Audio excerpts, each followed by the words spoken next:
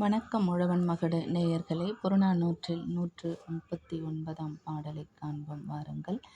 இளநாகனாரால் நாஞ்சில் வள்ளுவனைப் பாடியது. இப்பாடல் பாடாண் திணை மற்றும் எண்மொழி அல்லது எண்மொழி வாழ்த்து துறையைச் சார்ந்தது.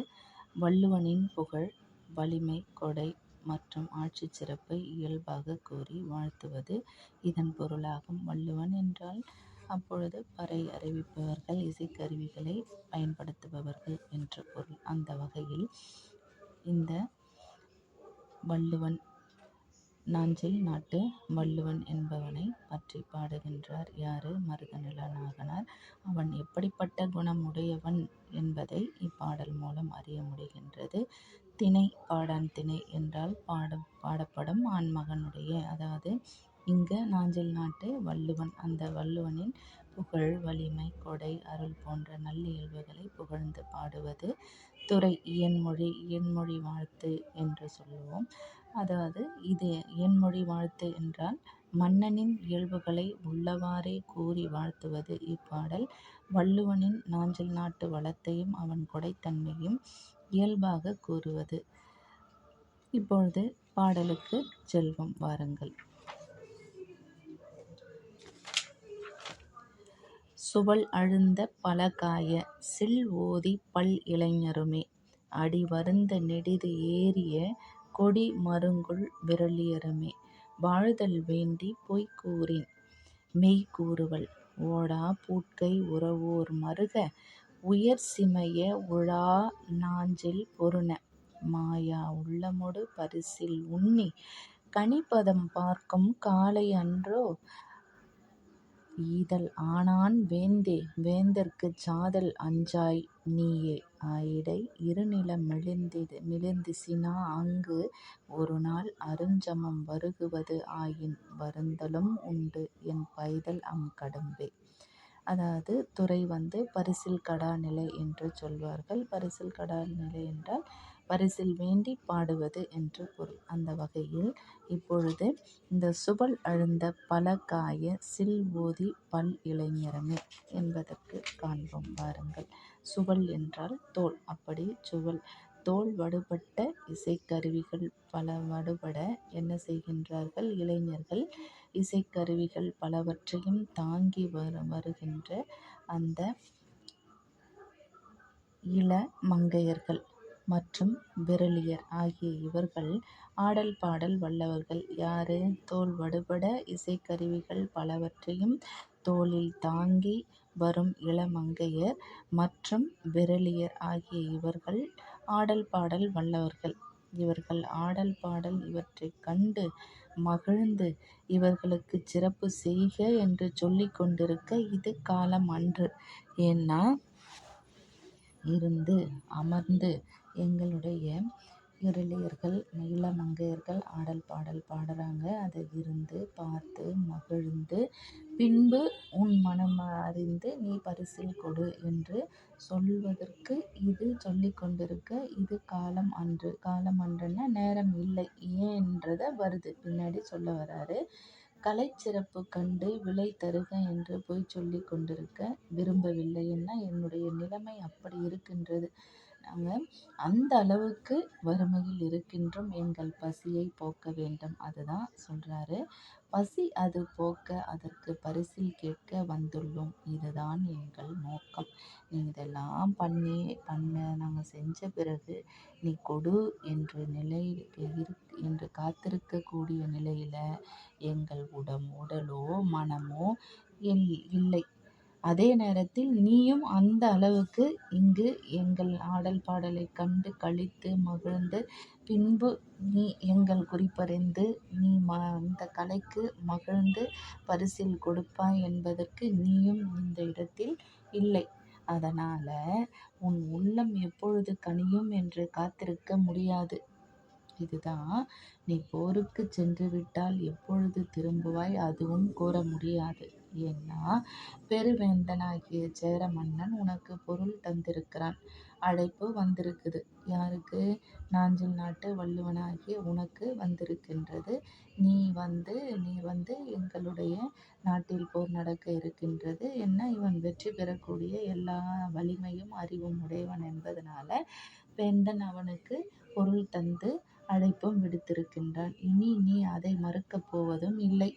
மன்னன் அழைத்து விட்டால் அதை நீ மறுக்கப் போவதும் இல்லை. அவனுக்காக நீ உன் உயிரையும் தருவாய். அதுதான் சுவல் அழுந்த பலகாய சில் ஓதி பல் இளைஞருமே அடி வருந்த நெடிது ஏறிய கொடி மருங்குல் விறலியருமே. சுவல்னா தோல், அழுந்த தோல் வடுபடும் அளவிற்கு நன்றாக காய சில் ஓதி பல் இளைஞருமே, பல வகையான இசைக்கருவிகள் பலவற்றையும் தாங்கி வருகின்ற இளைஞர்கள், இளமங்கையர்கள். அவர்களின் அடி ஓதி வருந்த சில் ஓதி பல் இளைஞருமே அடி வருந்த நெடிது ஏறிய கொடி மருங்குல் விறலியருமே. விறலியராகிய இவர்கள் ஆடல் பாடல் வல்லவர்கள். இவர்கள் ஆடல் பாடல் இவற்றைக் கண்டு மகிழ்ந்து கொடு என்று சொல்லுகின்ற அளவிற்கு அவர்கள் நிலை இல்லை. ஏனென்றால் உணவு இல்லாமல் பசியால் வருந்தி அடி வருந்த நெடிது ஏறிய வருந்தி கால்கள் ஒன்றோடொன்று பின்னி பிணைந்து கொண்டு நடந்து ஆடி பாடிக்கொண்டு அவர்களுடைய தொழிலை செய்து கொண்டே வந்திருக்கின்றார்கள். இந்த நிலையில் நான் பொய் கூறேன் வாழ்தல் வேண்டி நான் பொய் சொல்ல மாட்டேன். இந்த கலை வாழ வேண்டும், அதற்கு சிறப்பு தருக என்று நான் பொய் சொல்ல மாட்டேன். ஏன்னா மெய்யை கூறுகின்றேன். ஓடா பூட்கை உரவோர் மருக உயர் சிமைய உழா நாஞ்சில் பொருந மாயா உள்ளமொடு பரிசில் துன்னிக் கனிபதம் பார்க்கும் காலை ஒன்றே. உன்னுடைய உள்ளம் எப்பொழுது கனியும் என்று காத்திருக்க முடியாது. ஓடா பூட்கை உரவோர் மருக, பசி போக்க அதற்கு பரிசில் கேட்க வந்துள்ளோம். இதுதான் எங்கள் நோக்கம். நீ பெருவேந்தன் உனக்கு அழைப்பும் விடுத்திருக்கின்றான், பொன்பொருள் பரிசும் கொடுத்திருக்கின்றான். அதனால் நிச்சயமாக அங்குதான் நீ செல்வாய். அதுவும் நீ எப்படி போர் செய்யக்கூடியவன்? நிலம் பிளவுபடுவது போல போர் என்று ஒன்று எப்பொழுதாவது வந்துவிட்டால் உன்னை காணவே முடியாது. அதில் சிக்கிக்கொண்டு நீ திரும்பவே மாட்டாய். நீண்ட நாட்கள் ஆகும். அதுவரை காத்திருக்க முடியாது. அது மாதிரி காத்திருக்கின்ற அளவுக்கு எங்கள் இனத்தவரும் நானும் இல்லை. அதனால் என் சுற்றத்தவர் பசித்து இருக்கிறார்கள். இப்பொழுது உன்னை நாங்கள் நேரில் வந்தோம், பார்த்துட்டோம். பார்த்த பொழுதே இப்பொழுதே காலம் தாழ்த்தாமல் ஈக. இதுதான் நாம் வேண்டுவது. அதுதான் மாயா உள்ளமோடு பரிசில் உண்ணி கனிபதம் பார்க்கும் காலை என்று. உன்னை எதிர்பார்த்து காத்துக்கிட்டு இருக்கிறதுக்கெல்லாம் நேரம் இல்லை. ஈதல் ஆனான் வேந்தே வேந்தற்கு சாதல் அஞ்சாய். உனக்கு பொருள் கொடுத்து அனுப்பிவிட்டான், அழைப்பும் விடுத்திருக்கிறான் சேரவேந்தன். அதனால் நாஞ்சில் நாட்டு வள்ளுவனே, நீ கண்டிப்பாக சென்று விடுவாய். நீயே ஆயிடை இருநிலம் மிளிர்ந்திசினா அங்கு ஒரு நாள் அருஞ்சமம் வருகுவது ஆயின். இந்த நிலம் பிளவுபடுவது போல போர் என்று ஒன்று வந்துடுச்சுன்னா பிளவுபடுத்தி விட்டு வருவேன் அந்த போரையே. அப்படிப்பட்டவன் நீ எப்பொழுதாவது வந்துவிட்ட உன்னை அந்த போருன்னு வந்துடுச்சுன்னா எப்பொழுதாவது உன்னை காணவே முடியாது. அருஞ்சமம் வருகுவது ஆயின் உன்னை காண முடியாது. வருந்தலும் உண்டு என் பைதல் கடுப்பே. பைதல்னா என்னுடைய இனத்தார்கள் இப்பொழுது ரொம்ப பசியோடு இருக்கின்றார்கள், வறுமையில். அதனால் காலம் தாழ்த்தாமல் இப்பொழுது ஈக. அதன் பிறகு நீ எப்படியாவது சென்று விடுக. உனக்கு விருப்பம், உன்னால் முடியும்னா எங்களுக்கு ஈந்து கொடுத்து விட்டு எங்கள் பசியை போக்குவிட்டு அப்புறம் உனக்கு நேரம் இருந்தது மன்னன் இன்னும் நேரில் வந்து அழைக்கின்ற வரைக்குமோ அல்லது நீ போய் போருக்கு செல்லுகின்ற நேரம் வரைக்கும் ஓய்வாக இருக்கின்ற என்றால் பாடுங்கள் என்றால் நாங்கள் பாடி காட்டுகின்றோம். ஆனால் இப்பொழுது நாங்கள் எந்த கலையும் செய்ய மாட்டோம். ஏனெனில் எங்கள் தோள்கள் இசைக்கருவிகளை சுமந்து வடுப்பட்டு கால்கள் பசியால் வருந்தி வருடி மெலிந்து நாங்கள் நடப்பதற்கே துன்பத்தில் இருக்கின்றோம். அதனால் முதலில் எங்கள் பசியை போக்குக. ஏனெனில் நீர் உங்கள் சேரவேந்தனின் நாட்டிற்கு பகை என்று படை என்று வந்துவிட்டால் அவர் பொன்பொருள் கொடுத்து உன்னை அழைப்பும் விடுத்திருக்கின்றார் என்றால் நீ அங்குதான் கண்டிப்பாக சென்று விடுவாய். அதுவரை அதுவும் நீ எப்படி போர் செய்யக்கூடியவன்? இருநிலம் பிளவுபடுமாக வானமும் பூமியும் பிளவுபடும்படி போர் செய்யக்கூடிய வல்லமை உடையவன். நீ எப்பொழுது போரையெல்லாம் முடித்து திரும்பி வந்து எங்கள் வறுமையும் பசியும் போக்குவாய்? இப்பொழுது நாங்கள் பாடிக்கொண்டே உன்னை நாடி வந்தோம், உன்னையும் கண்டோம்.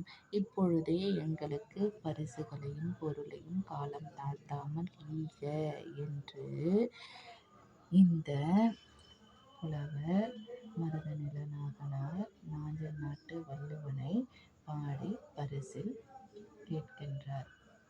தொடர்ந்து கடப்பாட்டில் உங்கள் உழவன் மகடு முனைவர் சாரதா சுப்பிரமணி. நன்றி, வணக்கம்.